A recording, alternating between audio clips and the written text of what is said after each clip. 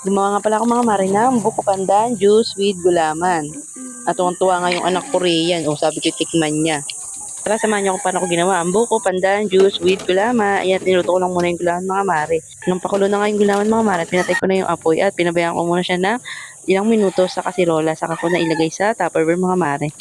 Kaya nga pala ako nagawa ng ganito mga mare ay may libreng gulaman powder si nanay sa binili niyang gatas pantinda sa tindahan niya mga mare. Sabi nga raw ay lutuin ko. Kaya yan, niluto ko ng mga mare at ilalagay ko siya sa buko pandan juice. Hindi ko nga pala agad yan naluto ng pagkabigay sa akin mga mare kasi bala ko pagpunta ko sa palengke ay bibili muna ako ng buko pandan juice na powder.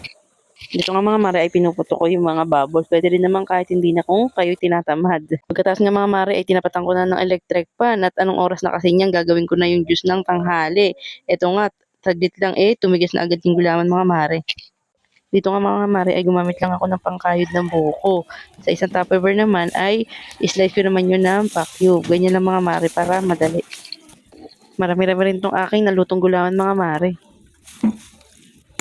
Ito namang isang gulaman mga mare sa Tupperware ay hihiwain ko naman ng pa-cube. Nagbabalak nga sana akong magtinda ng buko pandan juice na may gulaman mga mare kaso walang jug ang mare nyo. Iniisip ko naman pag nagtinda ako ng ganun, baka yung ice candy ko hindi na mabili. Yun nga pala mga mare habang ako yung naghihiwa ng gulaman, may batang nakabantay sa tabi ko at naghihintay tumikim ng gulaman. Eto nga pagkatapos mga magkayod ng gulaman at maghiwa ng pa-cube, magtitimpla na tayo mare ng buko pandan juice. Bali, tansya-tansya lang ang ginawa ko ditong paglagay ng tubig at buko pandan powder. Yan ay naglagay na rin ako ng yelo. Yan, ganun kanawin nyo lang mga mare hanggang sa matunaw yung powder. Dito nga ay nagdagdag pa ulit ako ng powder mga mare at baka matabang. Pagkatapos ko nga ulit kanawin ay sinod ko na rin yung gulaman mga mare na aking hiniwa kanina na pa-cube at yung kinayod ko na rin mga mare sa isang Tupperware. Bali hindi ko na ilahat yan mga mare kasi gagawa ulit ako nung pagkagabi niyan. Gawa nga nung yung asawa ko ay nasa trabaho para din makatikim.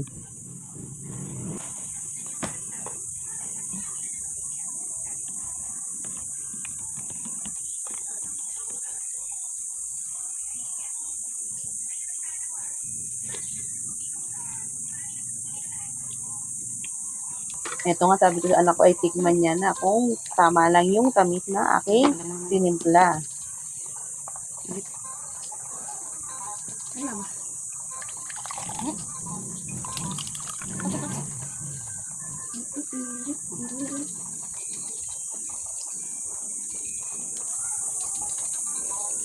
Ayun nga, at ayos raw sa kanya. Gumawa na rin kayo mga mare na malamigan na rin kayo sa init ng panahon. Libre yan. This is sad. Baka may kasamahan pa kayong inom. Si Bonpe. Tawagin mo si Oh! Bonpe. Uwi na. Ano, Gio? Sunod ako. Hindi si Jamaica. Matamis ba kakin? Masarap. Matabang. Sino gumawa nun? Ako lang. Ako lang. Ano? Jamaica ito. Ayaw mo? Tira mo. Ito nahihiya. Ako sunod. Tira mo. Ako. Ginanong ganun eh.